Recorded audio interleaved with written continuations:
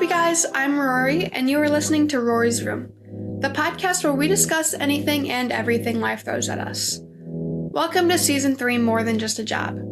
I am sitting down with creatives and professionals who are chasing and shaping the work that they have always wanted to do. This season is all about sharing different perspectives from different fields and revealing just how those paths might have changed them along the way. This week, we are sitting down with dance studio owner, director, and choreographer Kasey Dumonceaux, most commonly known for her company Perseverance Dance Project in Waverly, Minnesota. Without further ado, let's meet Kasey.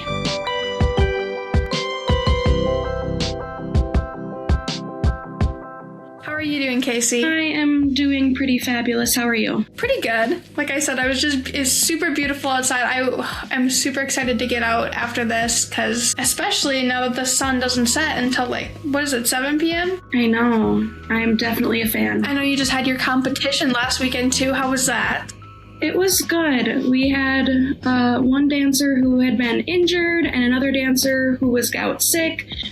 And a bunch of crazy stuff, almost getting shut down by that massive blizzard that didn't really happen, but we made it. It went well. Everyone survived. So it was a good weekend. That's good to hear. Moving right into the weekly favorites part. One thing I like to do on this podcast is a kind of fun way to break the ice and ease into our chat. So how we're going to do that, because I already know what you're going to recommend. We're going to recommend podcasts. Okay. So I'll just let you get right into it. Recommend your podcast. So my favorite podcast that I always listen to is Wine and Crime. I love anything true crime related. I get told all the time that I'm crazy for loving that, but I'm just so fascinated by all of it. And I love that they have a comedic take on all of it, even though it's not really a funny topic. I don't feel quite as bad as being obsessed by it. That's my calm down at the end of the night. I get to listen to my crime stories in my car, but I've done that for 8 hours at one point. Oh yeah. I think it's kind of a coping mechanism with the comedic relief thing. Yeah.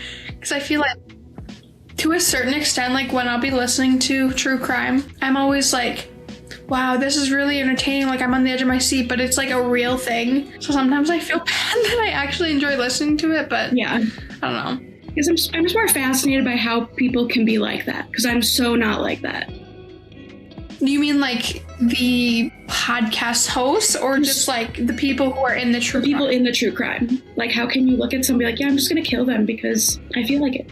Yeah, no, for real. And there's always so many crazy stories too. And the worst is when it happens locally. Mm-hmm. So it's we've had a couple over here within an hour away, and I'll be listening to it, and that's usually when I have to turn it off, because it's close to home. True story from Beloit, Wisconsin, and I'm okay, close the windows, lock the door. Yep. Time to turn this off. Yep. I definitely agree listening to true crime. I actually, because I knew what you were gonna recommend while I was writing the outline, I was I know I've already recommended my true crime podcast just because it's my favorite podcast entirely. But I was I'm going to recommend it again because it fits the theme. My true crime podcast that I recommend is Crime Junkie, which is hosted by Ashley Flowers and Britt Prawat. And they actually won, I think it was best podcast, best true crime podcast or something last year. And it ended up being my top listen. I think because I listened to it at 16 hours at one point for that entire day. But I don't know. I haven't listened to Wine and Crime, but I'm going to only assume that it's kind of similar to Crime Junkie, except with more comedic relief. Yeah. But yeah, I'm always on the edge of my seat with these true crime podcasts because not only do they keep me updated on what is going on in the world, but they also keep me entertained and always thinking about the ways I can impact other people's lives. Oh yeah.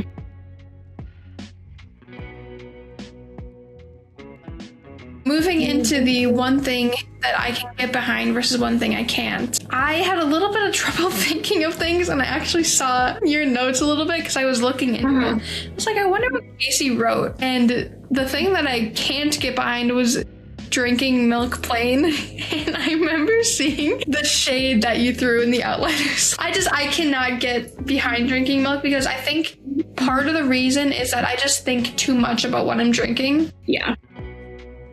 So it's the same thing with if you're eating a piece of chicken that's too chewy. Yeah. If I'm drinking milk, I'm this came from a cow's udders, and it's yeah.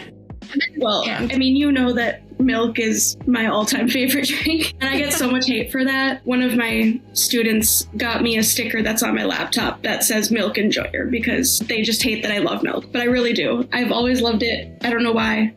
The milk doesn't bother me. The meat, I've been having a hard time with meat, but I'm like, is it a texture thing? I think I just really, like, it really clicked for me that, like, you're just eating their muscles, and that really, like, I probably ruined meat for everybody now too, but I'll sometimes think too much about what I'm eating with eggs, and I'm like, okay, this tastes too much like an egg. I need to stop eating this, you know? Yeah.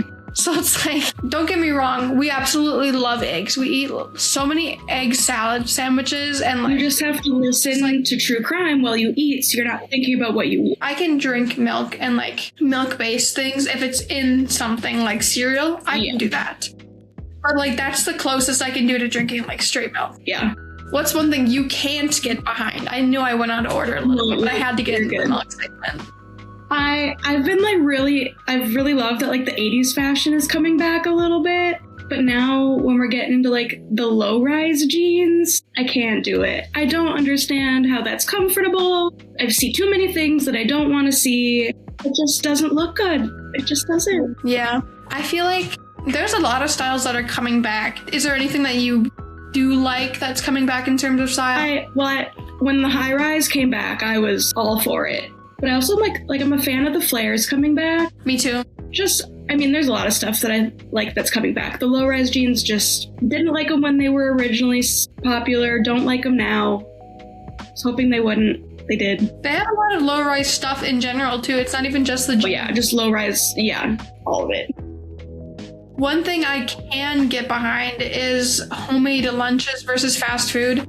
Particularly because, one, I don't trust what people are putting into our food. Don't get me wrong. We eat occasional fast food, and lately, like, we've been so busy that we've been eating that quite often. And it is a good, like, easy way to get food. Like, if you're super busy all the time, it's a good way to get food. But it can be hard on your wallet and your budget, so it's like... Yeah. And your stomach. I mean, personally, I've had a sensitive stomach, like, my entire life, and the only fast food that, like, sits okay with me is like Culver's. Yeah, Culver's is good. It's not a bad one. I love Culver's. I recently tried their fish fry. So good. I'm a really big fan of cocktail sauce, and it just went so good together. Occasionally, I'll want like Taco Bell or something. Like, I'll just get a craving for like a specific fast food thing. Yeah. But at the same time, like, my stomach never really feels good after. You enjoy it in the moment, and then later it's regret. Yeah. Exactly. But recently, Jacob was at board game club, and him and his friends, like, they were at board game club for like 5 hours ahead of time, and then they stayed like through the entire club because they were just playing a board game, which, as they do. But they hadn't eaten all afternoon, so I went in, brought them all sandwiches, and I don't know, I think I just have a love for hosting. It's like my maternal instinct in me, so it was like pretty fulfilling when I was able to do that. That is fun. Do you like hosting, Kasey? No. I'm like totally an introvert, so like anything that's like I have to be, I don't know, it's different when I'm at work because I'm with people all the time, but when I'm at home, like I want to be at home. I don't want to entertain people. Like, I don't mind if people are over, but like I want you to be on my level. We're going to be chill. We're going to watch a movie. Like, as I got older, I got more introverted. So now if I'm hosting people, I want to know when they'll be gone by, like, you know. You like, set it a specific if it's too late, I'll like, yeah. Or like when things start at like 9 p.m., I'm like, girl, I'm in bed. Like, if I'm doing something, even if I'm not in bed, like, I don't want you in my house. My brain has closed for the night. No one is welcome. Thank you very much. I enjoy hosting to an extent, especially like making food for people. I don't know, it's just kind of something innate inside me. As you've seen when I've like made your entire family breakfast for no reason. But yeah, I don't know. I definitely enjoy kind of just observing things more. Like if I'm a host, like I usually just like host for other people who are like, well, like when Jacob's friends are over, I'd rather just like make them food. But like I want them out of my house at a specific time. And same thing goes with like going to someone else's house. It's nice because I can just like leave whenever I want, you know, like I don't have to like wait for someone else to leave or something. Well, I have to do okay, it's time the Minnesota goodbye. I mean, I guess you're Wisconsin, but I feel like it's very similar. No, it is. But like I thought it was completely similar because I was like, okay, they're like neighboring states. How different could it be? But like the first time I was over for like your family Christmas, I was like, oh my God, this goes on forever. Mm-hmm. Like we were following you guys, like people to the door, and like the conversation would go on for like another hour, and it's like still closing up, and I'm like, oh my goodness. I mean, part of that is also my mom. So you get the Minnesota goodbye and the Christie goodbye combined is excessive. I guess I'm so used to it by now, but yeah. All right, moving right into the interview. All right. I guess we can start at the beginning. So in terms of like what you do, how would you describe your occupation and your work to someone who's never really been inside of a dance studio? So I teach dance, obviously. Like that's pretty clear. I teach kids anywhere from, we start at 2, and this past year in particular, I've been getting a lot more adults, which is something that's been very uncomfortable for me because, I mean, I know I'm an adult, but I'm still in that mindset of like, everyone else is an adult and you answer to them. You don't get to tell them what to do. So like working on that for me it's been really fun, like getting to do an adult class but it's been interesting. But we do both recreational dance, we do competitive dance. But other than that, I mean, we're just here to kind of obviously teach dance, but just to kind of make nice humans and prepare them for life no matter what they decide to do. So yeah. Do you do the same dance lessons or like classes for adults as you do with kids? It definitely depends on like the level and like what their interests are. Like our recreational dance, for the most part, like they're dancing 1 day a week, and they typically do ballet and tap. We also have like a boys hip hop class that does that. For our competitive kids, everyone is required to do ballet, tap, and jazz. But then they can add like contemporary hip hop, point, a whole bunch of different things, just depending on their interests. Musical theater. For my adults, it's honestly just a way for them, whether they've danced when they were younger or they're like just starting, it's just like a good way to get exercise and have fun and learn something new. So we take it one step at a time. We mostly do ballet and tap. Those are kind of like the things that have the most specific technique that's like kind of builds into the next thing. So we kind of start there.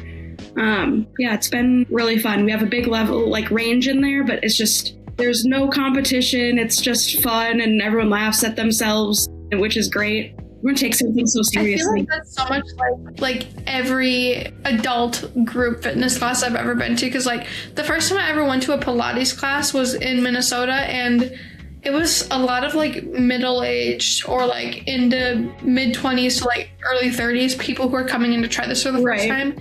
And of course there's a range, but like all of us were kind of like, oh my God, this is much harder than we thought. Like in like the funniest positions laughing, which it is a lot harder than I would ever think. I tried mat Pilates, and going into that reformer Pilates was like very humbling. Thankfully I've done some of the similar things before, but it was still like, it's a lot harder than you think it would be. Well, because like I have like my Pilates certification as well. So like I've done a lot of that and done all my training on all the different equipments, reformer chairs, towers, like all of that.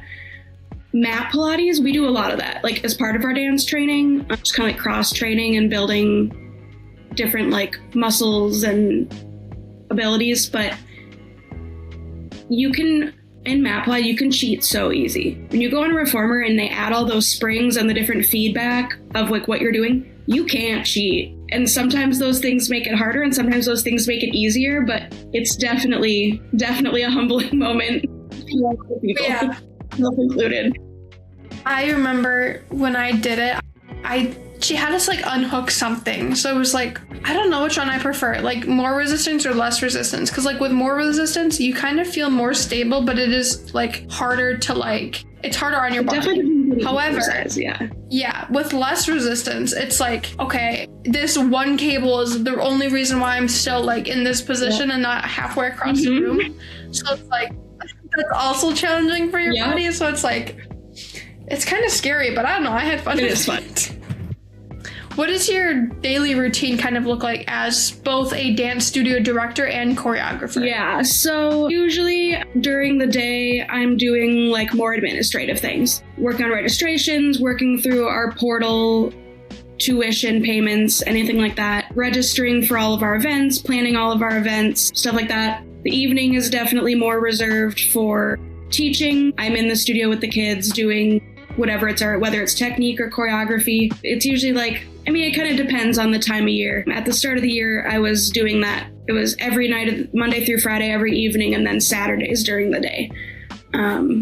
So like during the day, I'm at home working on stuff, and then at nighttime, I'm in the studio with the kids. I think like I'm honestly super, what's the word? You do a lot of work. And let's just say like I admire your work ethic, because if you didn't have that, I believe it's one of your strongest qualities. So if you didn't have that, you would not be able to do all of this. Yeah, I think also for me, like, I don't know, I've done a lot of different things, like in high school, or not in high school. I grew up quilting with my grandma. So like I started sewing at like a really young age. And then when I got into college, I was working in the costume shop and taking like costume design classes, which part of that was just to fulfill like my work study, but it was just interesting to me and like something I kind of like got into, which definitely does not hurt having to like have that experience of doing costumes. Also, I'm a little bit of a control freak. I like to have control of what I'm doing. I guess I've just like had too many experiences where like people have like told me they would do things or get things done and it just never gets done. So like I like knowing that like if it needs to get done, it's gonna get done.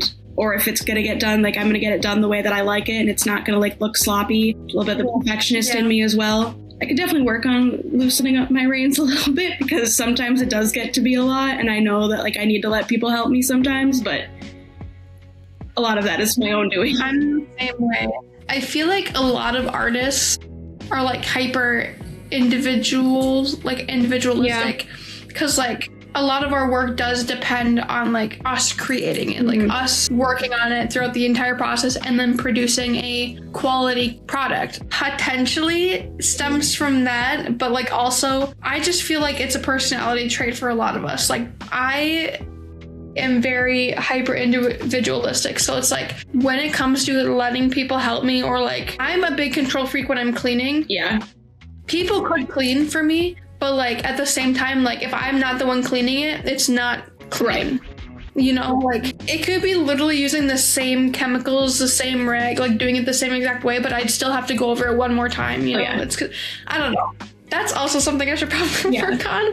Being in a relationship and like just like in a team setting in like my work and stuff, like if I'm working on a big film project or something, there's no way, unless I devote months of work to this, that I'm ever going to be able to do all of it by myself. So it's like kind of like building that trust is going to be definitely a journey for me, but like probably beneficial in the long run. I've gotten a little bit better at it.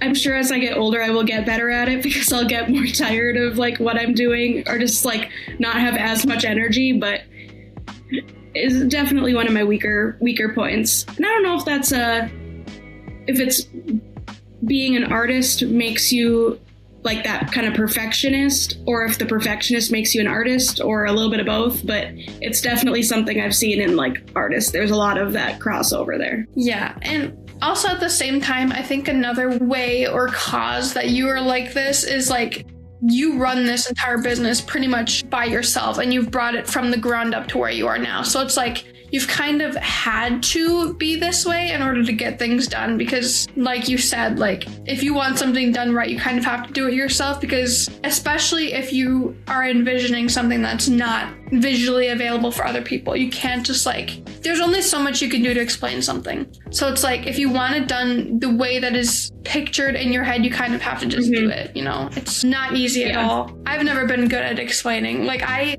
think that's another reason why I'm super eager to do everything by myself, because if someone does want to help, I don't even know how to explain what I want. Yeah, you have to like learn before you can explain it. Absolutely. Yeah. Let's go back to the beginning a little bit. So I believe I know partially this answer, but when did dance first become a part of your life? So my mom, when I was little, I would walk around the house on my toes. We later found out that that's because I have a lot of hip issues. So it was most likely like because of like hip dysplasia type stuff that I walked on my toes. But my mom thought I was really cute on my toes and she put me in dance and I never stopped. Just kept going. I never realized that, like, how young were you at that point? I mean, I started dancing when I was 3. So like all of like the toe walking, I think that started like very, very soon after I started walking, if not right away. Wow. Yeah. I hear all these stories of like people doing things from like the womb. Like one of my best friends, she came out of the womb doing like a sit-up, which is the funniest thing because she like hates working out whatsoever. So it's like she got all of that out right away, right from the get-go. I was like, I'm not doing this. I'm getting my abs before I'm bored, and then that's it. No more work. Ballet has always been kind of impressing to me because, I mean, like, I can be on my toes for a certain amount. Like, if I can, like, walk on my toes, that's fine. But, like, I'll see all these videos of, like, dancers who are, like, spinning on their toes or, like, I'll see, like, really close-ups, maybe in, like, movies or, like, other common media, but they like, raise their toes off the ground, just, like, one toe. And I was like, that is crazy. How do you do when that? You're on point shoes, like, you are really only on the very, like, top of your big toe. Like, that's the only thing that like actually touches the floor. And point is definitely a love-hate, especially as you start, like, it's so painful as you start learning it. I mean, you get used to it, and like once you're in that like ballet, like once you like start ballet, and like if you like ballet, if that's like your thing, like point is like your end all be all. There's this really fabulous video that I always show my kids when they start point of this beautiful Chinese ballerina who, it's like a ballet circus, and she like does her point work on top of someone's head. It's insane. Like, I don't know how he doesn't have a bald spot and how she like didn't die, but that seems impossible for both parties. Absolutely. I mean, it's so impressive, and I would never, but like the fact that, I mean, people do things every day that I'm like, that's impossible, but then someone's got to top it. So what's the next impossible thing that's going to happen? What class did you get into first? Was it ballet or was it something completely different? I started with ballet and tap. And I think that's pretty common, like, at least in the US, like, if people are going to just like a quote unquote dance studio, you're usually going to start with ballet and tap. If you go somewhere that's a more specific, like if you're going somewhere specifically for ballroom or for like Irish dancing, like you're going to start with that. But just like in terms of it just being labeled like a dance studio, that you're probably walking into like a ballet and tap to start. I've heard a lot of like when more than just dancers use ballet as a form of like stretching. Honestly, I'm a big lover of stretching. However, I do need to incorporate it into my routine more. But it is beneficial like for pretty much anything. Like you see football players use it. It's really good for like just functional like capabilities, like even just like bending over and be able to touch like your toes and pick up like your child or like just stuff like that. So it's like really important to emphasize. So I think I even like read something or watched something where the earlier you start, the more flexible you stay as you grow up, because of course as you're a kid everything is still developing, so getting that out early is very important. Yeah. And I know at my college, being that it was a liberal arts college, you had to take at least one class in kind of every area. And so like every person on campus was required to take an arts class. In our case, arts could be visual arts, it could be vocal art, it could be dance. And so we would get a lot of athletes coming to take ballet class, like very foundational, like never touched dance before. And they always talk about how much it really helps their like sport that they're involved in, because obviously it's helping with flexibility and mobility in general, but also like makes them lighter on their feet. It makes them able to like navigate like space better. There's just a lot of different benefits to it, whether it's something that you are doing your whole life, something you do just kind of throughout your childhood, or something you're doing as cross training. Right. Is that flexibility what kept you interested as you got older, or was there like, did you just feel like you were passionate about it? I was definitely just very passionate about it. I was very flexible as a little kid. When I was born, the doctors picked me up and I folded in half and my head hit my butt. That would be scary. As if I gave birth to like a kid and they just like folded in half like a folding chair, I'd be terrified. Well, and I know there's a lot of discussion afterward about how that can be like an indicator of some serious diseases or like neurological disorders. Thankfully, I did not have any of that. I just happened to be incredibly flexible. As I got older and like my hip issues started becoming more prominent, like that changed and I became a lot less flexible. I mean, I'm not, if compared to a normal human, I'm pretty flexible. Yeah. But like as like a dancer, I'm really very unflexible for a dancer, especially as I've gotten older and I'm not like personally dancing to the level that I used to and keeping up with that. But I think it's something that it's definitely not like why I stayed in dance. When did your hip issues first flare up? Was that college or high school? I think the first time that like I really started noticing something, I was like 12. I, of course, being stubborn, like never said anything because I was like, all they're going to tell me is I can't dance. And in my world, as a kid who didn't really have any other worries or interests, like being told to stop dancing was like, absolutely not. I went about like 2 years before it was kind of becoming a lot more of an issue.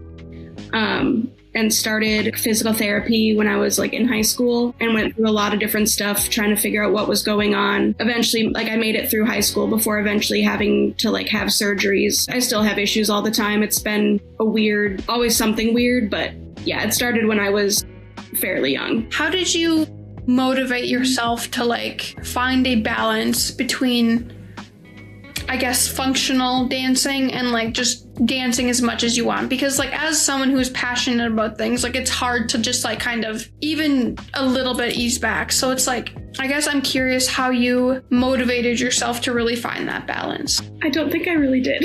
I think all throughout, yeah, not my smartest move. Which is like with my kids now, like I guess I grew up at a very large studio where like your flexibility and your ability to do specific skills and like all like kind of the flashy tricks was very important. Now, like after going through all that, going to college, going to a performing arts school, I had definitely had like a different outtake on things. And over time, like the longevity of a dancer and like your physical like well-being and injury prevention have become a lot more prominent. So I'm very cautious about all of that with my kids, and we do a lot of specific strength training and just like listening to their bodies and like pushing them, but not to a point where like they should go past. I remember when I was little, we would have like, mats that were like 8 inches to a foot tall. I'd have my front foot on one mat, my back foot on the other mat, and I would still be sitting on the floor. Like, that's just aesthetically pleasing? Sure. Does it seem cool when you can do that? Yeah. Kids think it's great, but it doesn't really do you a whole lot of good at the time, and it doesn't do you a whole lot of good as you get older either. So that's definitely something now that I balance much better than I did as a kid, because at the time I was just like, I'm just going to keep pushing. I'm not going to really stop myself from doing anything at the time. So do you find yourself advocating for the kids that you teach to listen to their body as someone who has had that experience? Absolutely. We're very, at least myself, I'm very like, they always come to me and they're like, this hurts, whatever. Like, and just because I've had so much experience going to physical therapy and doing a lot of different like body work type stuff and learning to take care of like the body that you have, we work through a lot of stuff. We do a lot of different exercises for releasing muscles and finding, where that tension is coming from and what muscles we can activate to improve range of motion and to like minimize pain if there is any. Obviously, there's a certain point that like, you're just injured, and it happens all the time. It's just kind of an inevitable thing as a dancer. And then obviously like we push it to the professionals, but we definitely do a lot of work to try and minimize that as much as we can. And we talk about a lot of what's uncomfortable versus what's painful. Because you get so many kids who like stretching. If you're not like a super flexible person, stretching is definitely uncomfortable. And, they always go, it hurts. I'm like, okay, what you're doing does not hurt. It is uncomfortable. You stop when it gets uncomfortable and you keep working at it. You don't need to like, it's not painful. I think right. That's like kind of an important distinguishment to make. I don't even know if that's a word, distinguishment. It is now. For them to be able to understand what's uncomfortable and is going to get better as I continue to like specifically with flexibility, like you have to find that uncomfortable place to increase your flexibility. And then also like, okay, this is something that's actually very painful. This is something that shouldn't be happening. And like, how do you like distinguish that difference and treat what they're doing differently because of that? Right. I feel like, I don't know, personally, up until now, like up until I met you, I never even realized that like specialized high schools and art-focused high schools were a thing. So I'm going to assume that like, while you probably still learn the regular curriculum for like mathematics and science and stuff, like I'm going to assume that you learn a lot more in terms of these kind of skills and dance stuff during that. So like, what was your experience with all that, and how was it different from regular high school compared to others? So I went to a public school through middle school. It was fine. I never really had like a whole lot of friends in school, specifically probably because I was very shy and very introverted. So I wasn't really one to like go out of my way to make friends, but I spent a lot more time at dance and had people with shared interests. So that was really where like I had friendships and where I spent most of my time. I went to a public high school for about a month, hated it. And I knew people that I had danced with who went to this art school in St. Paul. And I live in St. Michael, so it's at least a 45-minute drive without traffic. You know, my mom was understandably very worried about me going to school downtown in the city in a setting where it was more like a college campus. We had buildings in multiple places throughout downtown St. Paul where different classes happened, and we had to walk in between these classes every day. You know, eventually she kind of learned a little bit more about it, and even though she was still worried, we like agreed that I was going to go there. And I loved it. We had like 5 classes a day. 3 of them would be our academic classes, and then 2 of those would be your arts classes. They would kind of change up every day, but I loved being able to, and like with our arts classes, like they had an academic portion of it too. So like we're still getting like a grade. There is focus on like dance history and vocabulary and a lot of other stuff besides just like, are you a good dancer? There were different levels at our school, so like it was open to varying abilities. But for me, like being able to have my like a good academic career at school and then having more arts education on top of what I was getting at studio. The school that I went to was definitely more arts focused. Oh my gosh, obviously arts focused. It's an arts school. As far as dance, we were more focused on like modern and contemporary and learning a lot of different like world styles. Like we got to do West African, Irish, contemporary Indian dancing, like very cool stuff that I would not have gotten to do in a studio setting.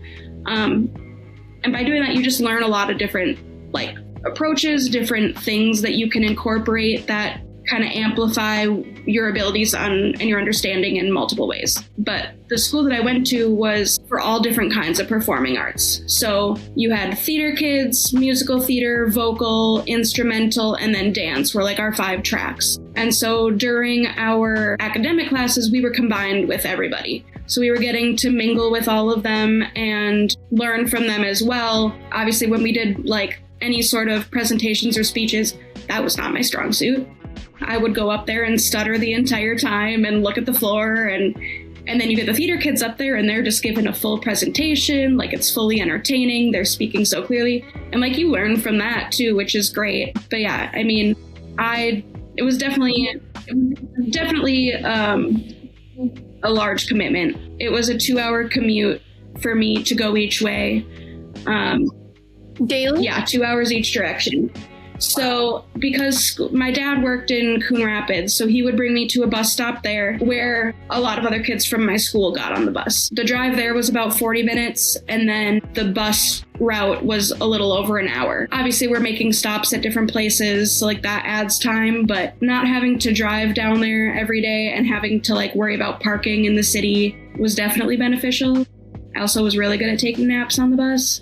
But not be me. I could not. I get so motion sick. I would throw up. I was really good at sleeping on the bus. But no, it was definitely, I loved going there. I definitely thought it was worth it. And I think overall it eventually did have like a major impact on like where I ended up. Even though at the time I was not focused on like dance as like a final destination for me. Did attending make it feel like dance had to be your future, or were you still exploring other options at that time? It definitely did not have to be my future. I think a lot of people that go there went there with the intentions of having a career in the arts, and we were given every opportunity and every avenue to do that, but there wasn't any pressure to go that direction. If anything, there was a lot of focus on being able to balance continuing with your art and having a job outside of the field, just because I think it is very well known that like being an artist is not exactly the most glorious career and isn't super stable or safe. And it was definitely, we were prepared for all of that, no matter what direction we wanted to go afterwards. Commuting every day, do you think that it affected your availability more than it would have if you went to public school, or do you think it was just kind of what had to be done? I definitely spent a lot of time commuting, so like in terms of my availability, that did make a difference. But like for me personally, I wasn't worried about like having a life outside of high school. We didn't have like football games to go to, or like people, like everyone there like was on the same wavelength as you. They understood your outside commitments and that like you weren't going to be available to like have any sort of like social life outside of that.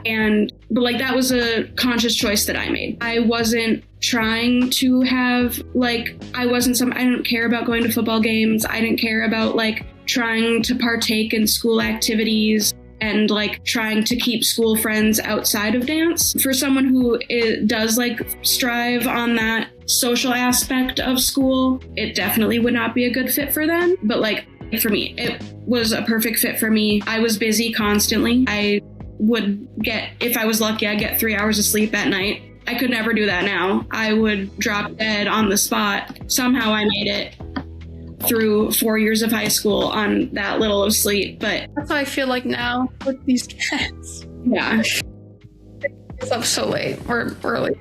What did homework look like in this? Because I feel like, I don't know if it was like similar, but it looks like you guys had like more of a creative approach to things and like interactive, I would guess. So do you think it looked different than like homework that you saw in college, or just like what other homework looked like in public school? I think specifically moving from public school, the homework was definitely different. We definitely got more say in how we approached our assignments. I mean, we had specific assignments that were very normal to like normal high school, normal public school. But when it came to like any sort of like projects, we had a lot of creative freedom, which was really nice. I will say we definitely did not get less homework than like public schools. I know so many people are like, oh, well, you're just going to that school because they're not going to give you homework and they're not going to make you like work hard in class because all they care about is like dance, which was absolutely not the case. I had way more homework moving to that school than I did at public school. And I think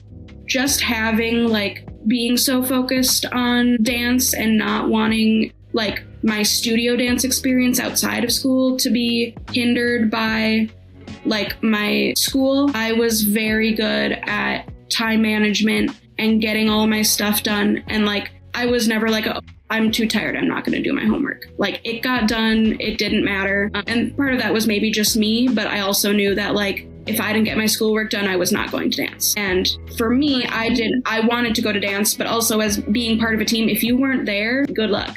Like when you're rehearsing something so diligently and you're trying to be a part of that team where you want everything to be so solidified every time with no question about what's going to happen, you had to be there. And they had every right to, if you weren't there, like you were not in that part of the dance, or if you were not keeping up, like you were not in the dance. So I think that kept me very motivated to get all of my schoolwork done, regardless of everything that was thrown at me. At that point in your life, what were you thinking about your future? And in terms of college, what led you to choose your initial path, which was like, I think you said it was pre-optometry and biology? Yeah, so I had a really weird path of getting to what I'm doing now. I knew that going into, like just growing up, I was always like, dance is not a career. Dance is a hobby. You can do it now, but you can't make a career out of it. You can't make a job out of it. I was never, and we briefly touched like at my studio, being able, it was very like your success was not solely based on your skills and abilities and like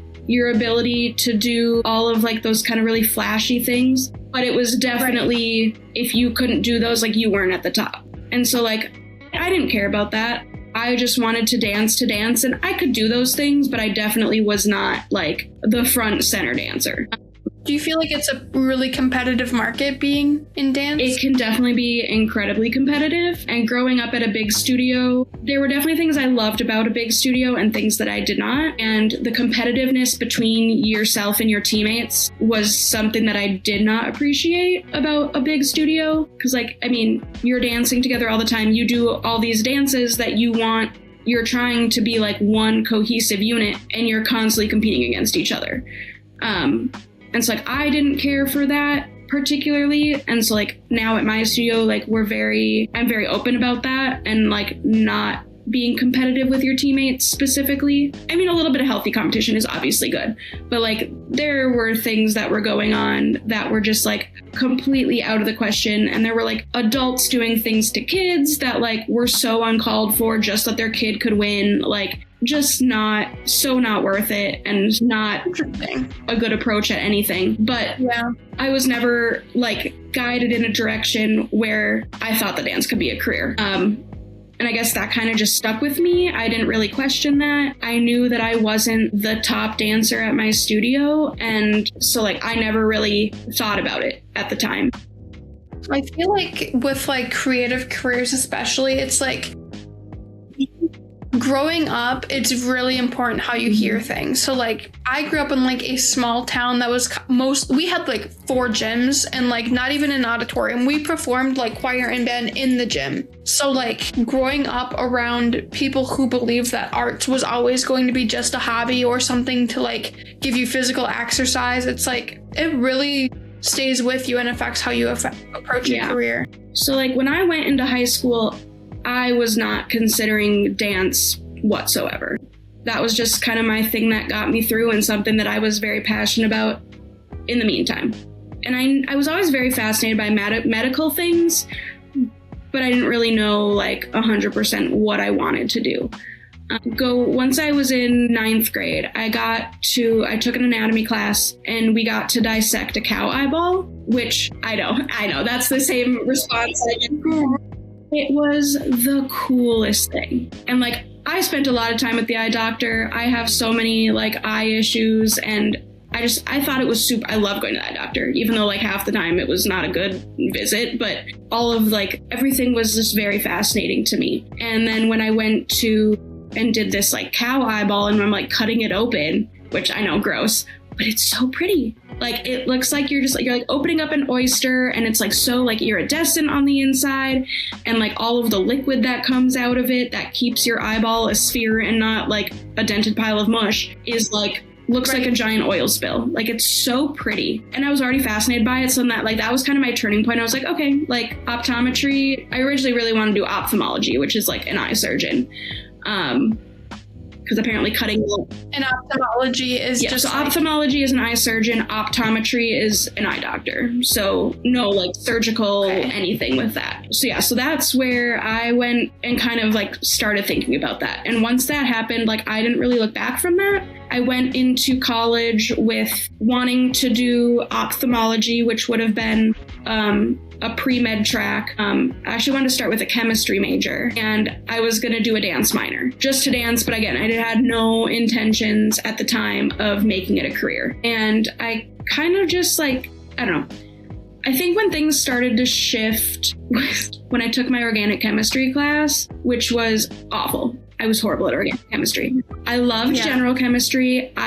Until that point, like school had been pretty easy for me. I mean, I wasn't like, I had to study sometimes, but I got my stuff done. I didn't have a hard time grasping concepts. Like it came pretty easy to me, but organic chemistry was just like a whole other beast. And that's kind of where I started shifting from my like original plan that I had set for so long. And I still wasn't on the dance route yet, but I think that's like the first time I was like, okay, this is maybe something that isn't 100% like enjoyable along the way. Right. I think like a lot of people have this mindset too. Like, I don't know when it happened for you, but like when I was in my degree, well, I guess I still am. But how my process looked is I took a lot of my general education first. And like I started as a graphic design major. So a lot of that entailed art studio classes like painting and drawing and stuff, which I already loved doing. So that was fine. The first time I took a graphic design class, the first graphic design class I took in my graphic design degree, absolutely hated it. I barely got through that class. And like, I think a part of it was like the teacher and like the company. So like, it really is true that like the people you are around in this degree really make or break your love for it. So like the teacher just really drove home how much I did not like graphic design, and like working with him was not well.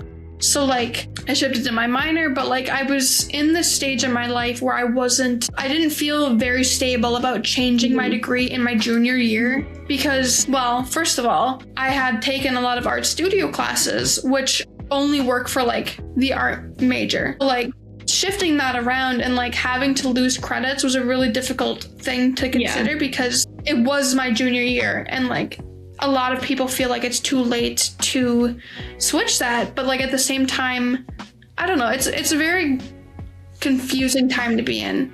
When did you switch yours? So when I went to college, I went to Gustavus College, which I specifically went there because I knew they had good science program, they had a good dance program so that I could continue dancing, and I knew that they specifically had like pre-optometry and just like had focus on those like specific medical careers. And so like again, I went in with wanting to be a chemistry major, but unlike most other schools, like you can't declare a major until your sophomore year. I think that is kind of, with them being a liberal arts college, they want you to be able to explore all of the different areas and have a little bit more personal say outside of what, like, when was great for me. Like, I was always told that I couldn't have the career that I really probably would have wanted off the bat if I had thought it was an option. And like, I really liked optometry. I thought it was very fascinating. I still think it's very fascinating, but I didn't have that same like love for it like I did for dance. So again, I went in with a chemistry major, took organic chemistry, and like you said, the people matter. And there was 2 teachers who taught organic chemistry, and there was one that was known for being very good, and one that was known, I mean, he was a very, very, very smart man. But at a certain point, when you're that smart, it's hard to dumb it down for people like me who have no idea what I'm doing. And so at that point, I decided, okay, done with the chemistry major. I was still on the ophthalmology route, but I was going to do a biology major. Dance was still just going to be a minor, and that was that. Then I barely passed organic chemistry. Like, I got the lowest grade possible to go on to the second semester of organic chemistry. And my second semester, I got the good teacher. And within 15 minutes of my first class with him, I learned more than I did the entire first semester with the other teacher. And if that hadn't happened, if I had had the good teacher off the bat, maybe I would still be doing optometry. I don't know. But I took this class, but at that point it was a little too late. Do you want to guess what I got on my first test? Do I? I think you do. This was for organic chemistry. Gosh, considering what you said about organic chemistry, okay, I have a question. Did you go into it thinking that you were going to do good, or? I went into it knowing some stuff, and I had gotten a better grasp at the basics, but as far as like the big concepts and like being able to apply to everything, I was definitely wary. I studied a lot. It was kind of a tough one. Let me think. I want to say like an A because I want to see you doing good, but I haven't heard your experience so far. D+. I got a 34%. Kasey! Girl, that's, oh my gosh. How many questions were there? I got 34 out of 100. And for me, like, I used to be so upset when I got an A-. Like, I was just that kind of person. And then I took organic chemistry the first semester, and I was like, please just let me pass this class. I was so ecstatic to get a pass with a C. I didn't have to retake the class. And when I was on this pre-ophthalmology track, or pre-medical, you have to take 2 semesters of organic chemistry. So I was like, okay, if I get through organic chemistry 2, I don't have to take any more chemistry. I was still going to do the biology major, and that was it. I took this first exam and I saw that 34, and I was like, there's no way. There's no way I'm going to pass this. There's no way that I'm going to be able to figure out how to understand this enough to be able to continue. So I talked with my advisor, and she was like, well, if you do a biology major and like you don't have to take the class, and if you switch to pre-optometry, you only needed organic chemistry 1, which I had already done. Poorly, but it was done. And the next day I was in that registrar's office. I dropped organic chemistry. I decided I was going to go pre-optometry route. I mean, during this time, I'd also started having a lot more eye issues as well, and I couldn't see as well as I really would need to. And I'm also not I'm a pretty shaky person. So I don't think anyone would want me operating on their eyes to begin with. But that's when I kind of started moving away from that like ophthalmology route. And my advisor, who was absolutely the most incredible lady, she passed away a couple years ago from cancer, but just out of pure luck, when I went to register for my freshman year classes, she was the person who was registering me. And, you know, she found out that I was a dancer and that I still wanted to keep dancing, but I at the time was not planning on making it a career. I just wanted to minor. Actually, the day that I went to register, I was having hip surgery the next day. And I knew that the whole first year of college, I would not be dancing. And she was like, hey, like, let's figure this out. Like, if you can't dance your first year, here's what you need to do. And we'll get this figured out so that you can still complete that. And we got that all figured out. And it wasn't, and like, obviously I loved dance growing up, but it wasn't until I had to spend an entire year not dancing that like I really realized like how much of a part of my life it was and like how much it kind of defined me as a person. Not to say that like I'm only a dancer and like that's it. Like I know there's other aspects to me, but like I felt very empty without dance. And so when I got back to dancing my sophomore year, around the same time that all of this change was happening with the moving from ophthalmology to optometry and chemistry to biology, I was loving dance like more than I ever had, which who knew that was possible? Just because now I'm going in with like a whole new sense of like what it really means to me. And I'm in a community with now that there's not any competition between us as dancers. Like everyone there, the teachers, the dancers were so supportive. I was definitely focusing more in the modern and contemporary focus on things. I started focusing more on teaching and choreographing versus just dancing. And at that point, like I was like so into it. And it was pretty quickly after that I was like, okay, well, I'm going to do this biology major and I'm going to stay on the pre-optometry track, but I can probably fit in a dance major. And then from there, eventually the biology dropped as well. So I was dance major, but I was still doing pre-optometry. Again, my awesome advisor, we had talked so much about like, you can have whatever degree you want to get into medical school. If you have the prerequisites, and you pass your exams, it doesn't matter what your major is. So it's like, okay, I'm going to be a dance major and I'm going to do this pre-optometry track and I'll still be good.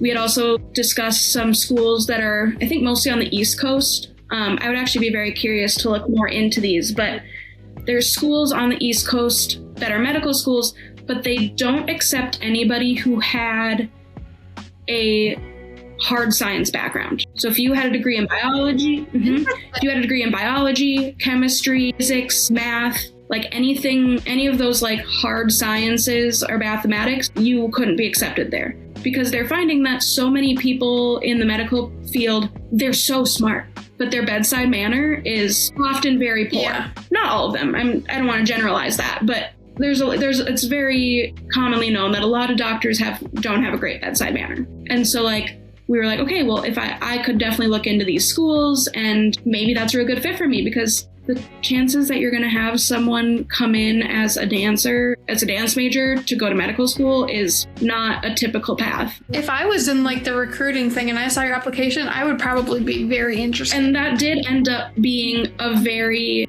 big thing for me. So once I decided on the dance major, I was doing pre-optometry instead of pre-ophthalmology. I still completed all of those prerequisites. I did my dance major, and then I eventually ended up switching to a dance honors major. So basically you just have a few extra requirements, but you get to do an honors project. Part of that honors project for me was choreographing a piece that I had so much fun with, but it was like a 10-minute long dance with, I think I had 10 dancers to start with, and throughout the year it ended up getting switched from different kinds of stages, recasting, going to conferences, like all these different things, and getting transformed. It was just a really fun process. And then on top of that, I really focused on the pedagogical aspect of things and did a lot of research for my honors project on the different learning styles. And like the main three is visual, auditory, and kinesthetic. And those are kind of like the three main intelligence things that you can classify into. Me personally, I'm a very kinesthetic person. I learn a lot better by doing things versus just seeing them or hearing them. Me too. But I got to do a lot of experimentation and studying with these dancers and learning about their different intelligence styles and how they learn. And I think that also like really pushed me into a more dance focus and like loving it more. And like I always really liked being a teaching assistant in high school, honestly more than I love dancing. And obviously I love dancing, but I really love teaching and working with little kids. And so then I was like feeding into that too, and that like really got me thinking.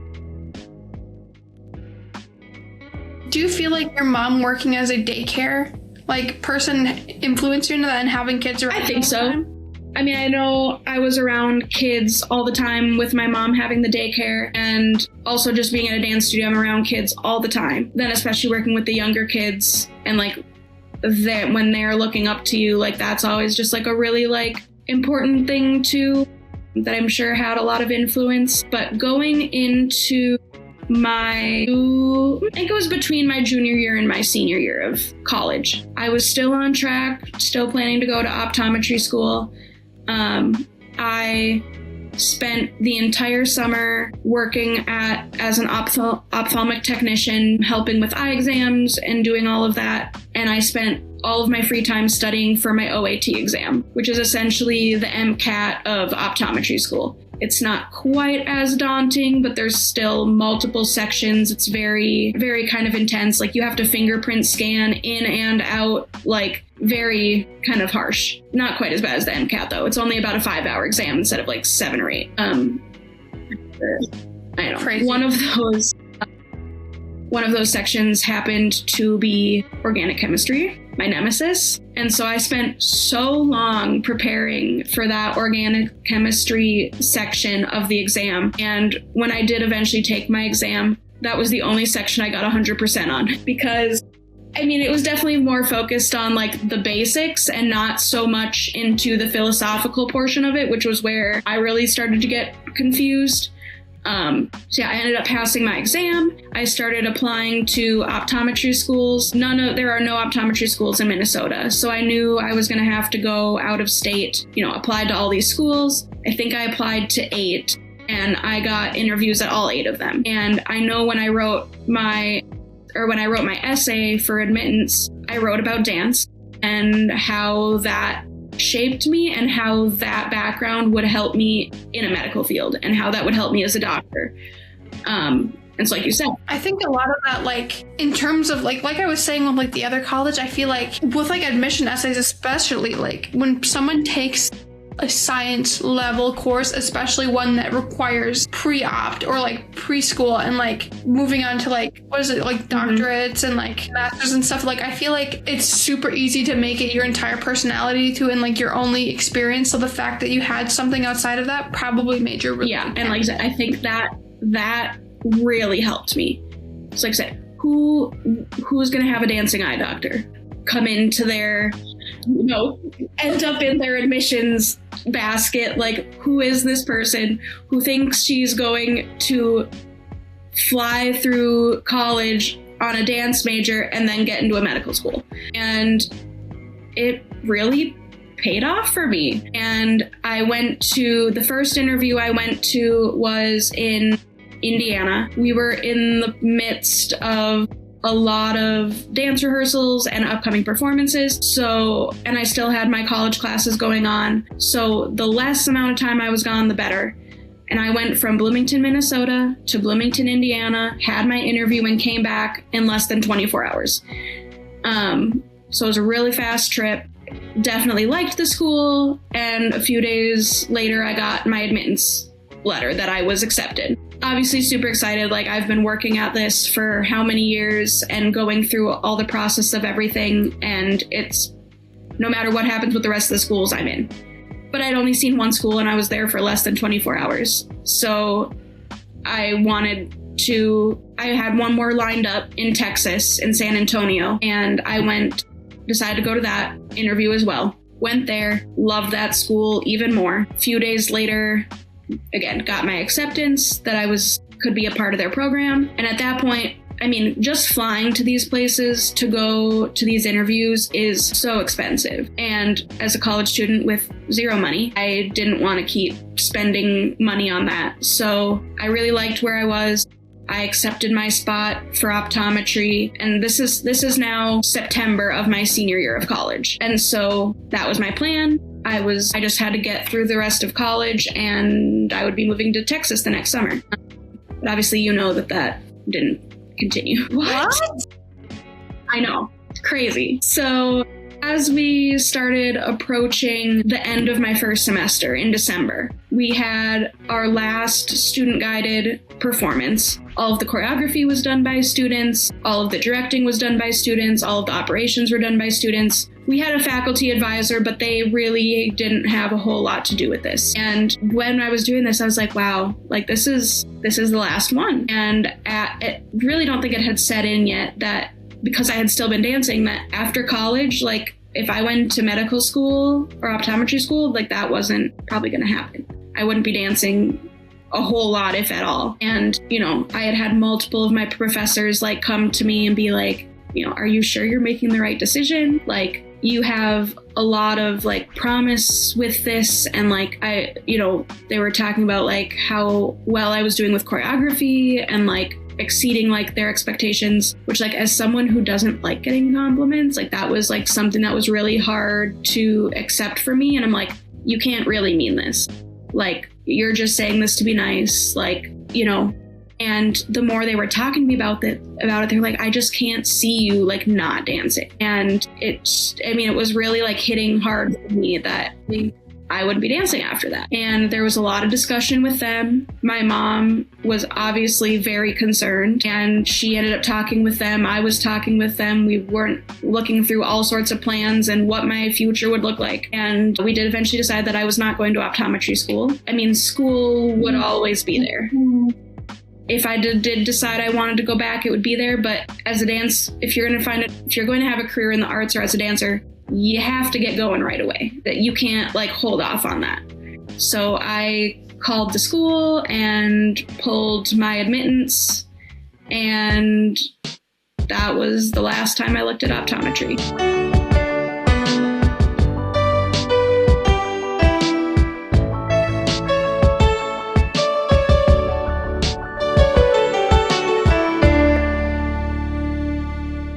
Rori's Room is written and produced by myself, Rori Nicole, and you can find the show wherever you get your podcasts. Theme songs and background music were produced by TJ Borkenhagen.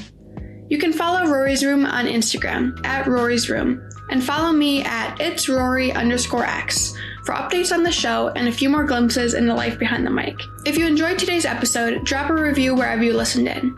The goal of this show is to share my story and the stories of others in a way that makes people feel a little less alone. The next episode will be out June 21st, 2026, where we will be wrapping up our conversation with performer, coach, and choreographer Patty Metters. Tune in the following week, June 28th, for the final part of Kasey's episode. Thank you so much for listening, and I will see you all next time in Rori's Room.